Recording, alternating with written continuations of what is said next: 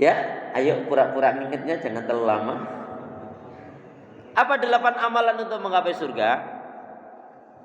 Baik, saya akan kembali ulang lagi, ya. Yang pertama adalah kama qala Rasulullah sallallahu alaihi wasallam, siapapun yang menginginkan surganya Allah. Yang pertama, u'budullaha wahda wa la tusyriku billahi syai'an. Wajib betul-betul beribadah kepada Allah, mengesahkan, mentauhidkannya dan tidak syirik. Ingat loh jamaah sekalian, hidup ini gak lama. Ingat loh, dunia ini hanya sebentar, akhirat sebentar lagi. Ya, jadi kalau dunia ini sebentar, kalau akhirat sebentar lagi. Karena dunia akan kita tinggal dan akhirat akan kita tuju. Walal akhiratu khairul laka minal ula. Adalah kehidupan akhirat itu lebih baik daripada kehidupan dunia. Jadi yang pertama, siapapun yang menginginkan surganya Allah wajib beribadah kepada Allah, mengesahkan, mentauhidkannya dan tidak melakukan kesyirikan. Dipertegas dalam sabda Rasulullah, man mata walam yusyriku billahi syai'an dakhalal jannah wa man mata yusyriku billahi syai'an dakhalan nar. Al-Bukhari. Barang siapa yang dia mati tidak musyrik, tidak mensekutukan Allah dengan sesuatu, maka baginya surga. Enggak ada yang amin nih?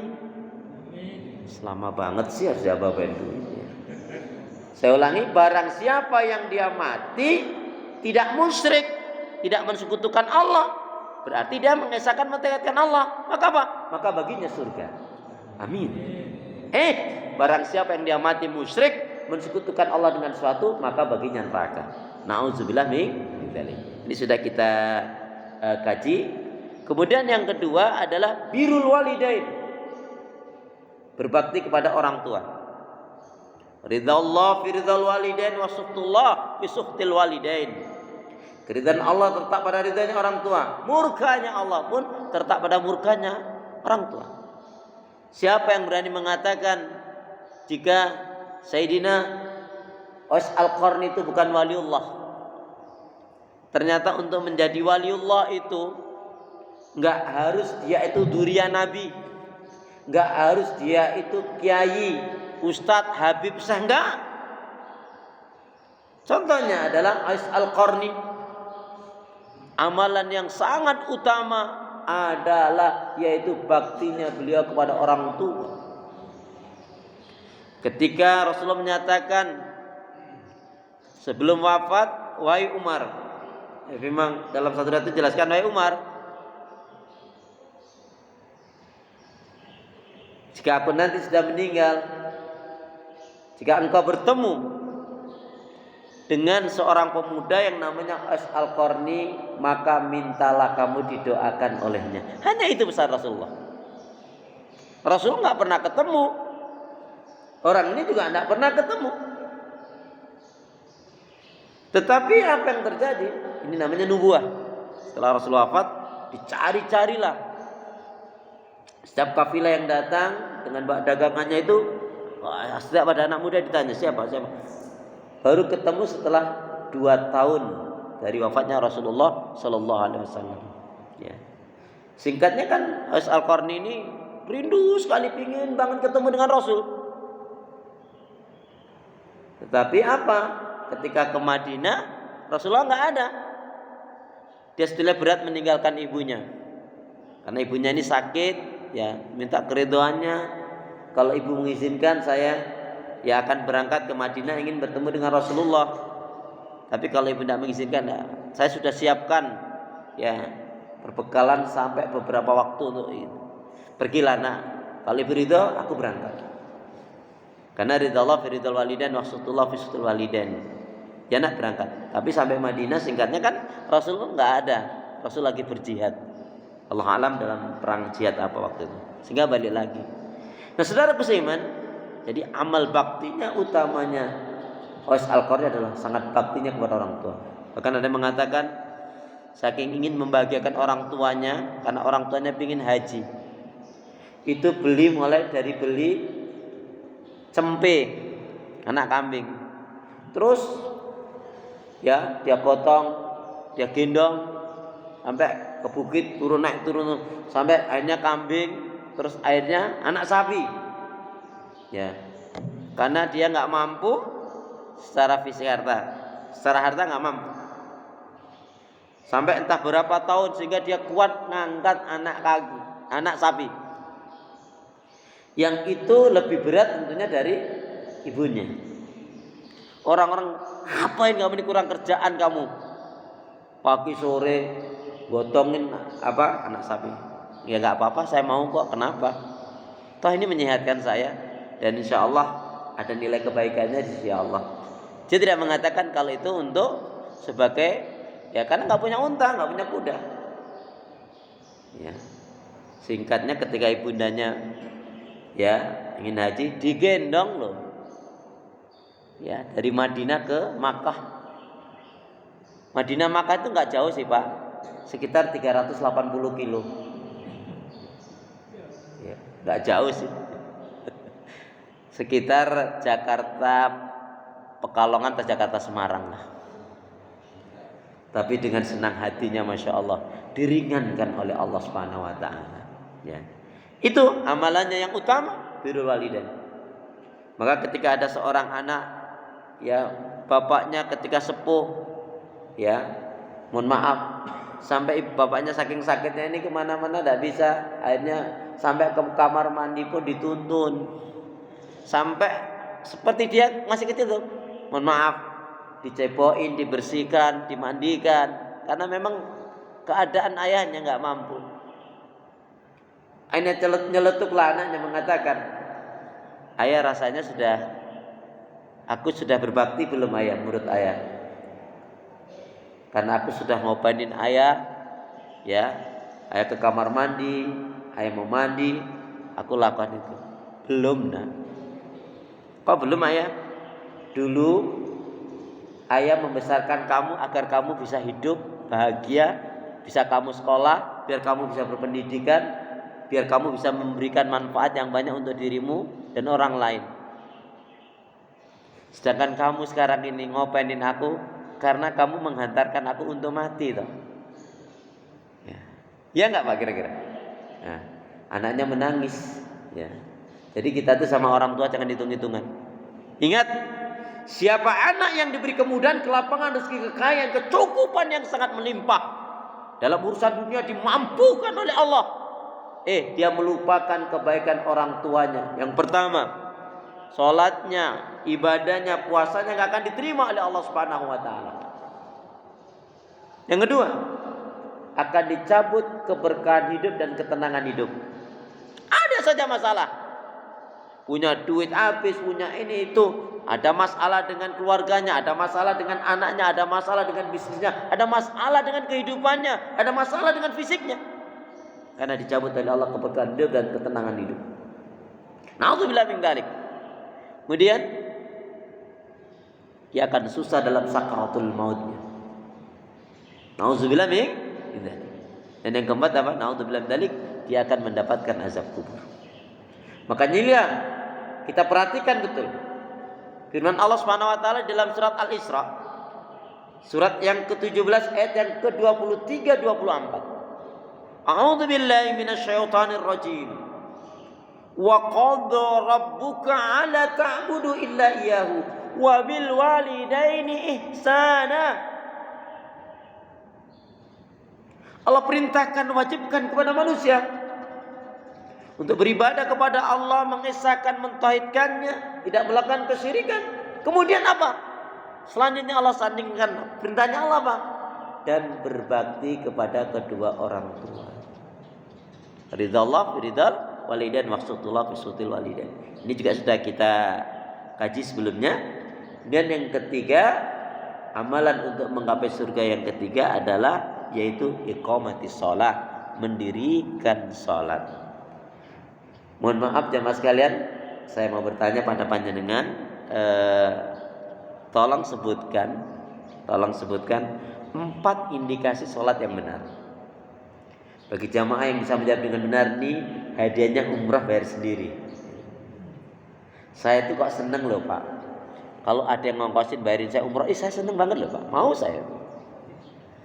Di sini kalau jamaah di sini nih patungan 1 juta kayaknya cukup loh ya. Nanti kurang sedikit saya nambah deh ya.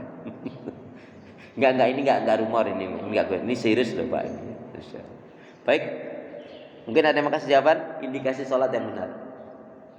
Karena jangan sampai kita sholat bertahun-tahun ternyata sholat kita belum termasuk sholat yang berindikasi yang benar. Atau saya wakilin saja Pak? Tidak apa-apa ya? Ridho ya? Ini kasih sholat yang benar jelas. Setidak-tidaknya jika sholat kita benar. Yang pertama orang yang sholatnya benar. Orang yang sholatnya benar apa? Pasti dia akan menjadi hamba yang bertauhid bebas dari syirik. Yang kedua, orang yang sholatnya benar, pasti dia akan menjadi hamba yang dermawan, bebas dari sifat kikir, bakhil, pelit, medit, koret, kedegut, sambil karya ngecek orang awak lah itu. Ondai mandai. Kalau bahasa Palembang apa Pak? Kikir, bakhil, pelit, medit, koret, kedegut, sambil karya. Kalau orang Pekanbaru ngeceknya loka itu. Kalau orang Palembang apa tuh ngecek? Medit. Gak jauh beda dong ya. Masya Allah. Jadi kalau kita sholat bertahun-tahun, zaman sekarang pernah gitu nggak? Kita sholat sehari semalam berapa rakaat?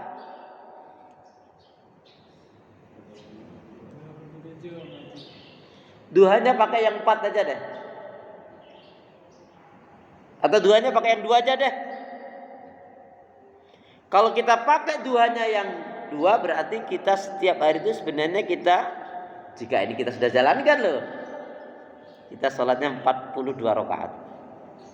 Kalau duhanya pakai yang 4 berarti 44. Kalau duhanya pakai yang 8 berarti 48. Masih ingat pertanyaan saya beberapa waktu yang lalu? Ketika kita sholat melafaz Allahu Akbar, berapa kali Pak? Sudah itu Pak? Ini bukan ucapan sembarangan. Yang mestinya semua kegiatan itu menjadi kecil karena Allah yang Maha Besar. Makanya ketika ada yang ngobrol-ngobrol, cakap-cakap, bincang-bincang, dilihat oleh Rasulullah, padahal azan berkumandang Allahu Akbar, Allahu Akbar, asik aja ngobrol, seolah-olah mereka nggak mendengar azan. Ada yang mengatakan kemudian Rasulullah mendekati mereka, beberapa sahabat ini, kemudian membacakan surat Al-Hadid, surat yang ke-57 ayat yang ke-16. A'udzu billahi minasyaitonir rajim. Alam ya'ni lil ladzina amanu an tash'a qulubuhum li dzikrillah wa ma nazzala minal haqq wa la yakunu kal ladzina utul kitab min qabl fatala 'alaihimul amadu faqasat qulubuhum wa katsirum minhum fasikun. Apakah belum waktunya? Apakah belum saatnya bagi orang-orang yang menyatakan dirinya beriman itu untuk tunduk khusyuk, hatinya mengingat Allah? Maknanya sini ada yang memaknai lidzikrillah itu adalah liiqamati shalah, mendirikan salat. Yang menarik ya kelanjutan ayat apa? Dan janganlah kalian menjadi seperti ahli kitab. Lamanya waktu dalam penantian kedatangan nabi mereka tidak berpegang teguh dengan kitabnya. Mereka meninggalkan kitabnya. Mereka tidak sabar. Mereka melakukan kemungkaran, kemaksiatan dan dosa yang akhirnya hatinya keras membatu. Dan kebanyakan mereka adalah orang-orang yang fasik, orang yang melanggar hukum Allah dengan sengaja. Nah, pelajaran yang menarik setelah turun surat Al-Hadid ini, ayat yang ke-16 ini apa? Masya Allah, sikap sahabat Nabi itu cerdas sekali. Setelah turun ayat ini, belumkah waktunya, belumkah saatnya bagi orang yang menyatakan dirinya beriman itu untuk tunduk khusyuknya mengingat Allah, liqamati shalah, apa? Yaitu apa? Mereka membiasakan diri mengambil air wudhu sebelum azan berkumandang. Ya. Jadi sahabat Nabi itu ya nggak langsung bagus gitu Pak.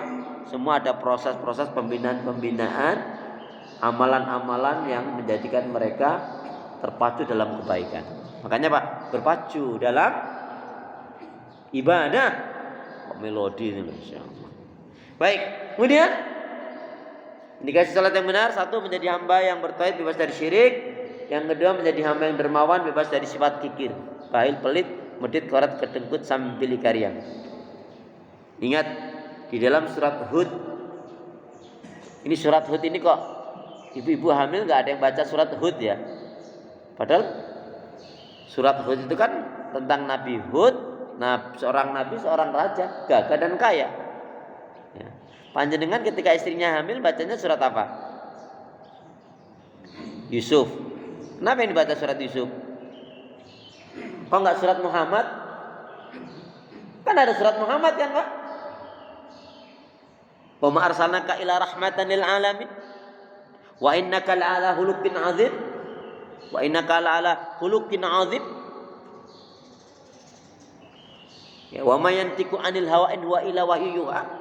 Enggak lain diucapkan dilakukan oleh Rasulullah kecuali atas bimbingan Allah Subhanahu wa taala. Rahmatan lil alamin, memiliki akhlak yang sangat mulia. Kemudian khataman nabiyyin, penutup para nabi dan rasul. Ahli syafa'ah. Kok yang dibaca enggak surat Muhammad, Pak? Kok surat Yusuf biar apa tadi? Cakep ganteng. Masalah cakep ganteng lihatlah bahannya. Kayaknya nggak jauh dari bahannya deh Pak ya. Masya Allah. Jadi sekarang ketika bapak istrinya hamil, kemudian yang dibaca surat Al-Baqarah. Apa artinya Al-Baqarah? Sapi kan Pak? Jadi kalau istrinya hamil baca surat Al-Baqarah berarti terus atau baca surat Al-Jin. Ada kan surat Al-Jin? Jadi kalau istrinya hamil baca surat Al-Jin, nanti anaknya bisa menghilang begitu. Astagfirullah. Tidak begitu juga kan? Baik. Dalam surat Hud ayat yang ke-86 atau 87 Allah Subhanahu wa taala berfirman, A'udzu billahi minasyaitonir rajim. Qalu ya Su'aib, as-salatuka ta'muruka an natruka ma ya'budu abauna aw anaf'ala fi amwalina ma nasha innaka la antal halimur rasyid. Umatnya Nabi Syuaib berkata, wahai Syuaib, apakah kalau kami sholat sebagaimana yang kamu perintahkan itu kami harus meninggalkan sesembahan-sesembahan nenek moyang kami yang biasa disembah dan dilarang menggunakan harta kami semau kami? Saya akan mudahkan memahaminya gini. Umatnya Nabi Syuaib berkata, wahai Nabi Syuaib, kami mau sholat. Yang kamu perintahkan itu kami mau sholat. Tapi jangan dilarang kebiasaan kami menyembah berhala-berhala yang biasa disembah oleh nenek moyang kami. Maksudnya syirik. Makanya orang yang sholatnya benar, dia akan menjadi hamba bertauhid bebas dari syirik. Dan apa? Kami mau sholat, tapi jangan dilarang. Masalah harta nggak usah diatur-atur deh. Maksudnya apa? Mereka tidak mau mengeluarkan zakat, infak dan sedekah. Ini karena menunjukkan kekikirannya. Ya. Kemudian yang ketiga, orang yang sholatnya benar, aqimis shalah, inna sholata tanha anil fahsya'i wal munkar.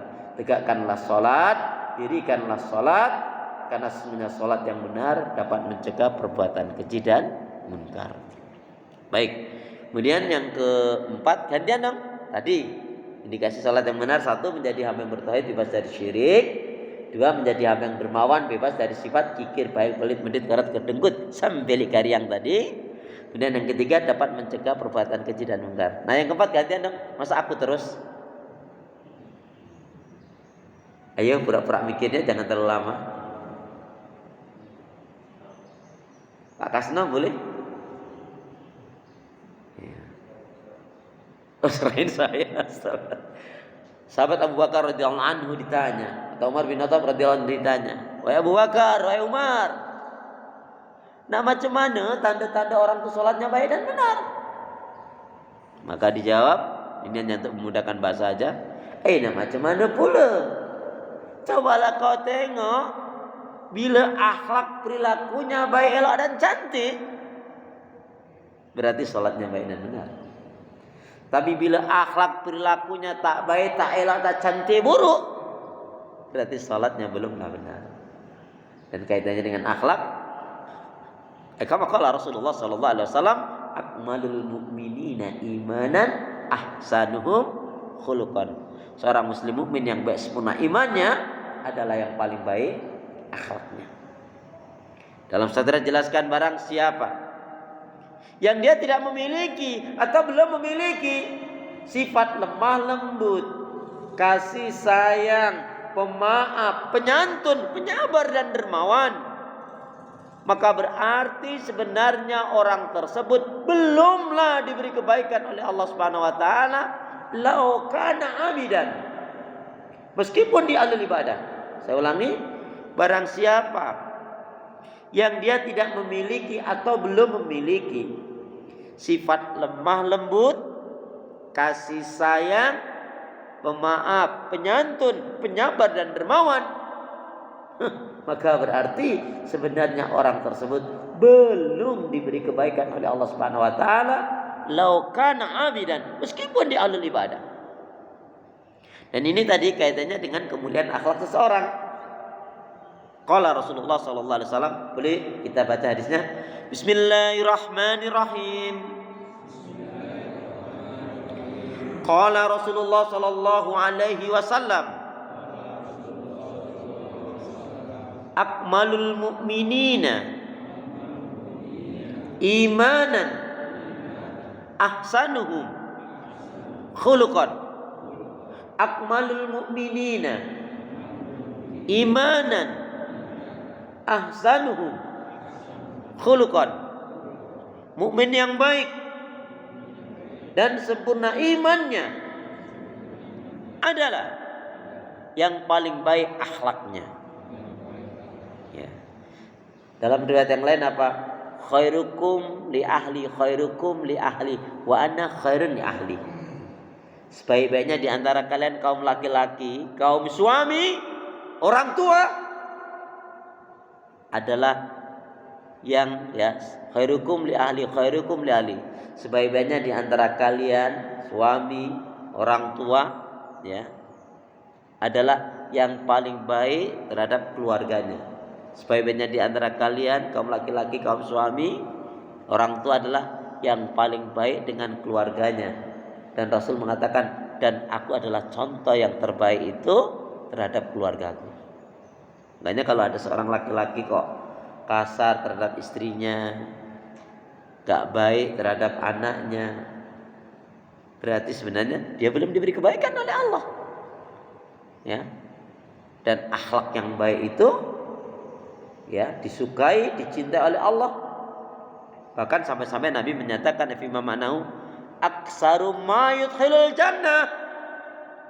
Kebanyakan dari umatnya Rasulullah itu akan dimasukkan ke dalam surganya Allah dikarenakan dua faktor utama. Takwa Allah, bertakwanya dia kepada Allah, wa husnul khuluq, dan berakhlak mulia. Makanya dalam sadrat jika dijelaskan ada seseorang ibadahnya bagus sekali, katakanlah istimewa, tapi mohon maaf akhlaknya kurang baik. Sementara yang satunya lagi ibadahnya biasa saja, standar, nggak sampai istimewa gitu, tapi akhlaknya masya Allah. Maka apa? Yang akhlaknya lebih mulia ini di akhirat nanti dia akan mendapatkan kedudukan surga yang lebih utama dari yang hanya sekedar ibadahnya baik tapi akhlaknya kurang baik. Maka di poin ini mohon maaf jemaah sekalian, yang saya pahami di dalam kita memberikan penghormatan kepada seseorang itu ada urut-urutannya. Yang pertama, kita menghormati, memuliakan seseorang itu satu, dikarenakan keimanan dan ketakwanya kepada Allah. Inna akramakum indallahi atqakum. Bahkan dalam satu riwayat itu kan jelaskan, nggak ada lebihnya, nggak ada istimewanya, nggak ada lebih baiknya. Apakah Arab, bukan Arab, apakah Quraisy, bukan Quraisy, melainkan karena keimanan dan ketakwanya kepada Allah. Makanya itu sekaligus memberikan nasihat kepada orang-orang Quraisy. yang pada waktu itu masih ada kebanggaan suku, kebanggaan ya trah, ya kebanggaan nasab. Tapi ketika dikaitkan dengan hal ini, mereka semua menyadari, oh ternyata yang paling mulia bukan yang karena kulitnya putih, kulitnya hitam, kulitnya coklat, bukan, tapi karena keimanan dan ketakwanya kepada Allah. Orang yang beriman dan bertakwa kepada Allah hendaknya kita muliakan. Karena inna akramakum indallahi atqakum. Sesungguhnya orang paling mulia di antara kalian di sisi Allah adalah yang bertakwa. Kemudian yang kedua, kita muliakan seseorang itu apa? Karena ilmunya benar. Tentunya dia mengamalkan Al-Quran dan Sunnah Rasul. Makanya apa? Dalam Al-Quran kan jelas Allah yang menyatakan, a'udzubillahi minasyaitonirrajim. Yarfa'illahu alladhina amanu minkum walladhina utul ilma darajat. Maka niscaya Allah Subhanahu wa taala akan mengangkat orang-orang yang beriman dan berilmu di antara kalian dengan beberapa derajat. Terus kalau yang tadi itu inna akramakum tadi, orang yang paling mulia di antara kalian di sisi Allah adalah yang bertakwa, surat Al-Hujurat surat yang ke-49 ayat yang ke-13. Sedangkan orang yang diangkat derajatnya dimuliakan oleh Allah adalah karena orang ini berilmu dan ilmunya benar. Dan Rasul kan tidak mewariskan harta kan, melainkan mewariskan ilmu. Makanya sahabat Ibnu Mas'ud atau Abu Hurairah atau sahabat yang lain itu kan ke pasar. Hei, kalian tidak ngerti? Itu di Masjid Nabawi itu, ya Rasul sedang berbagi waris. Maka orang-orang yang di pasar berbondong-bondong. Wah, ada bagian waris nih. Berbondong-bondong ke masjid. Beberapa orang yang berbondong ke masjid ini, yang dari pasar tadi, langsung keluar dengan mengatakan, hai Abu Hurairah atau Ibnu Mas'ud atau sahabat yang lain, saya lupa namanya, mana nggak ada tuh di waris, di masjid nggak ada tuh, nggak ada berbagi waris. Kamu bohong ya? Kamu nggak lihat tadi apa yang kamu temukan di masjid? Ya orang sholat, orang baca Quran, orang berzikir, orang beristighfar, orang berdoa, orang yang berdiskusi.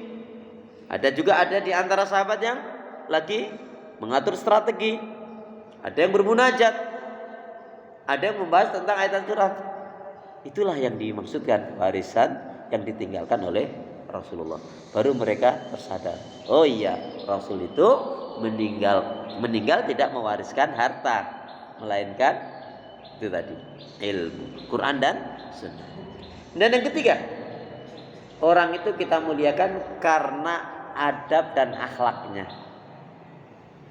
Mohon maaf ya, yang saya ketahui sejarahnya di Indonesia ini, pendakwa awal itu adalah yaitu Trah dari Wali Songo.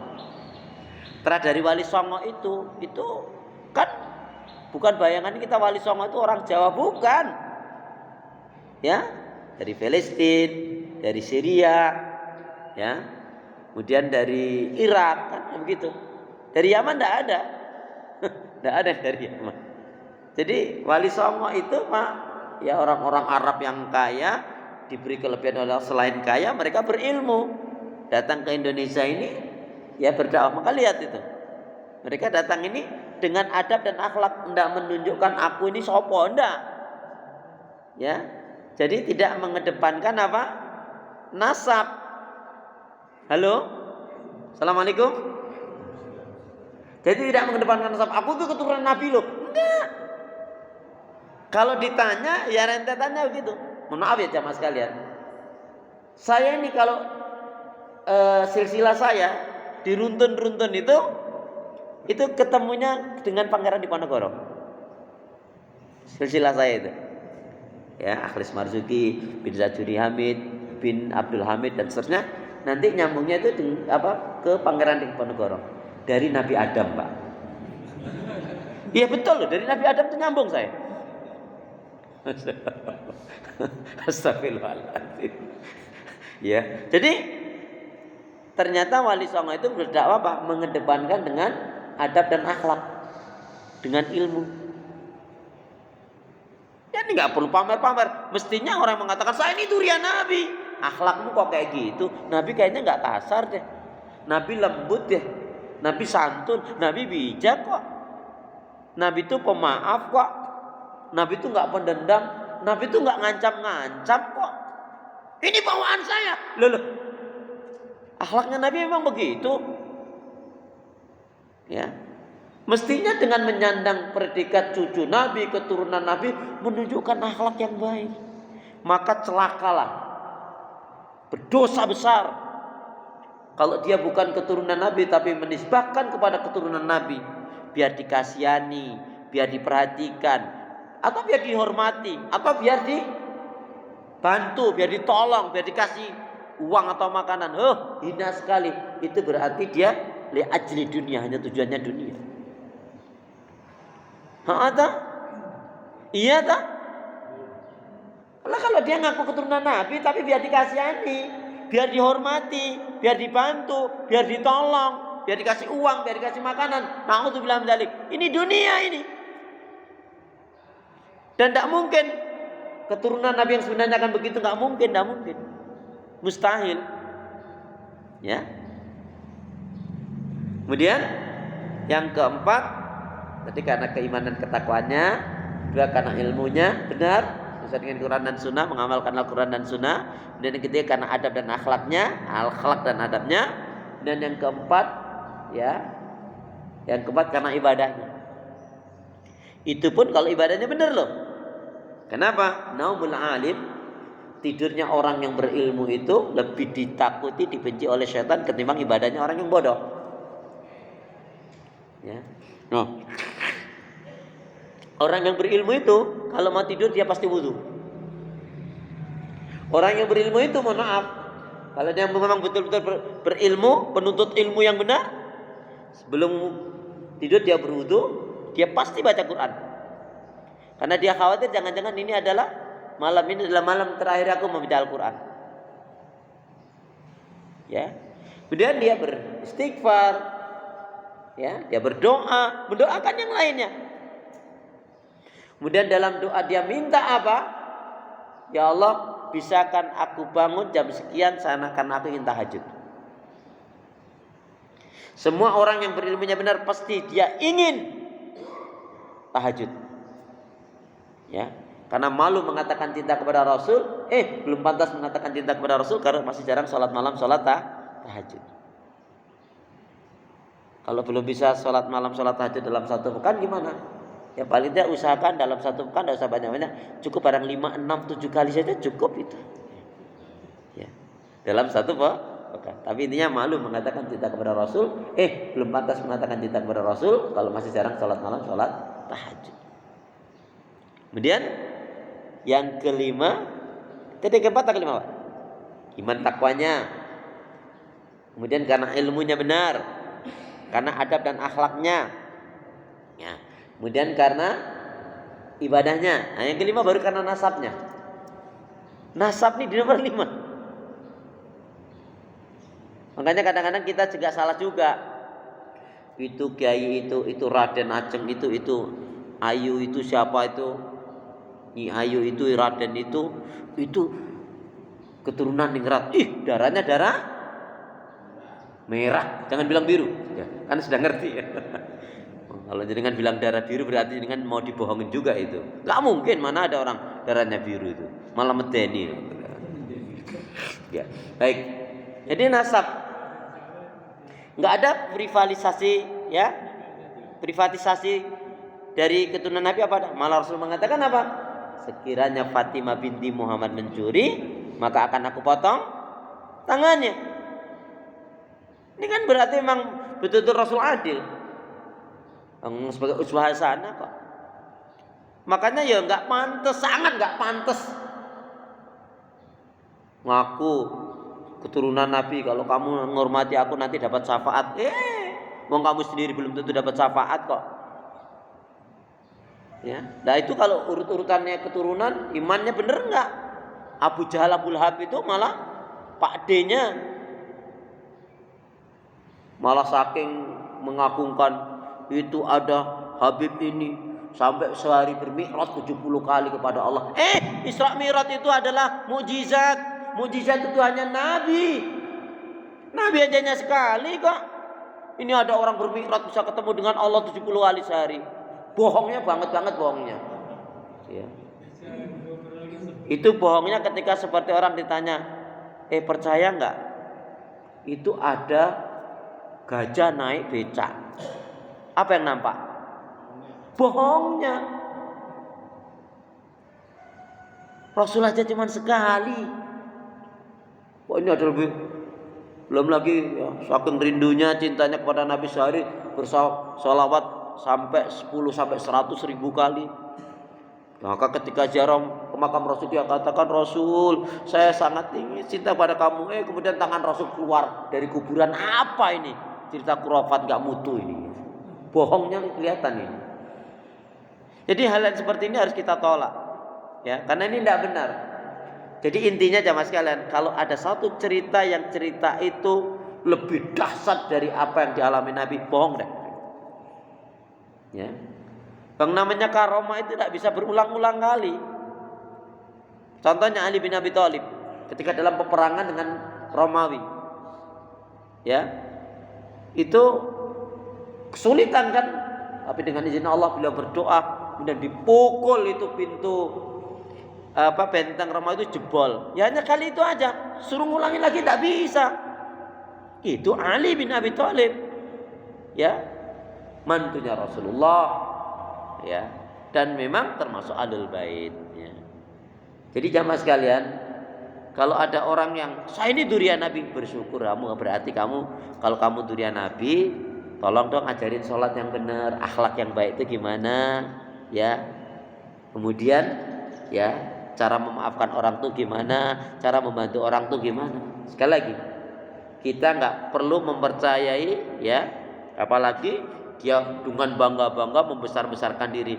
Orang itu kalau sudah besar nggak perlu orang itu kalau kecil bangga-banggakan diri. Cari pengakuan orang lain. Kita tuh sholat alhamdulillahi rabbil alamin. Jadi nasab itu yang kelima, Pak. Ya, penghormatan itu tadi.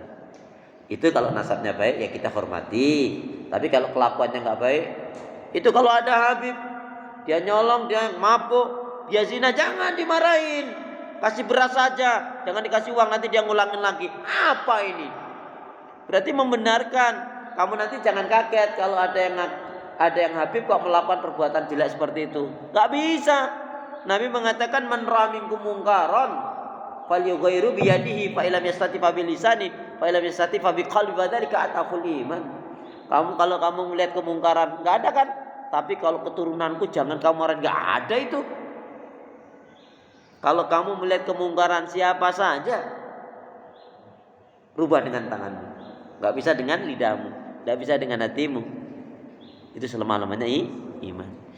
Kita sih menghormati kemuliaan ya keturunan Nabi. Karena apa? Tentunya tadi balik lagi keimanannya, ilmunya, ketakwaannya, ibadahnya, akhlaknya itu kita hormati.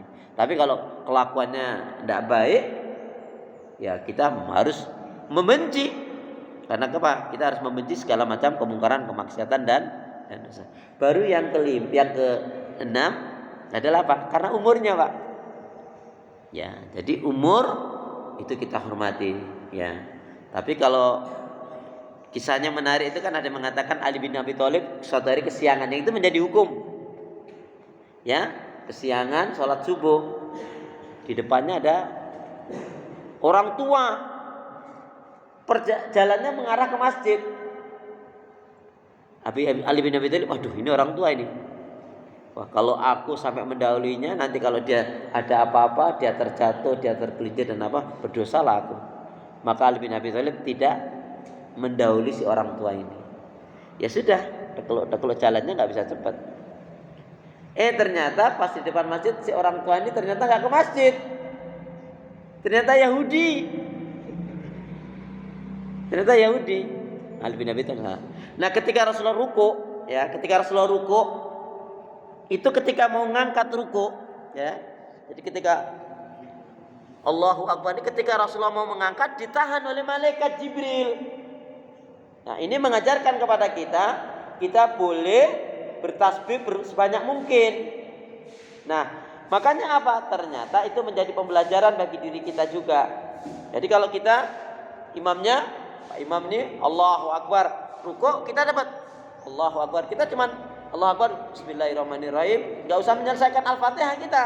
Langsung kita rukuk, Allahu Akbar. Kita begitu dapat rukuk, maka kita dapat satu rakaat. Terus alhamdulillahirrahmanirrahim kejar-kejar gitu enggak usah. Ya. Cukup Allahu Akbar, Bismillahirrahmanirrahim. Baru bismillah. Atau alhamdulillahirabbil alamin. Allahu Akbar, kita dapat rukuk ini. Maka kita dapat satu rakaat. Tapi kalau kita pas Allahu Akbar, imamnya sami Allahu liman hamidah, ya sudah. Berarti kita enggak dapat rukuknya imam. Berarti kita tidak dapat rakaatnya. Berarti kita kehilangan rakaatnya. Itu diantaranya ada yang mengatakan penghormatan orang tua itu seperti itu tadi, Pak ya. Tapi intinya kita muliakan karena keimanan dan ketakwaan. Itu sedikit kaitannya dengan mungkin ada terjadi yang viral hari ini, banyak yang ini dan itu. Kita hormati, ya. Orang kafir saja kalau dia baik kita hormati kok. Apalagi ini orang yang beriman. Tapi kalau orang-orang yang minta dihormati, ngaku-ngaku enggak deh. Baik jamaah sekalian, semoga bermanfaat yang kita kaji ini. Jadi mohon maaf, serialnya cukup panjang ya. Bersabar ya. Memang menuntut ilmu itu harus sabar, kata Imam Syafi'i. Kamu nggak akan bisa menikmati ilmu kalau kamu nggak sabar di dalam ya menuntutnya. Baik, mari kita berdoa. Bismillahirrahmanirrahim. Allahumma khtim lana bil Islam, wahtim lana bil iman, wahtim lana bi husnil khatimah.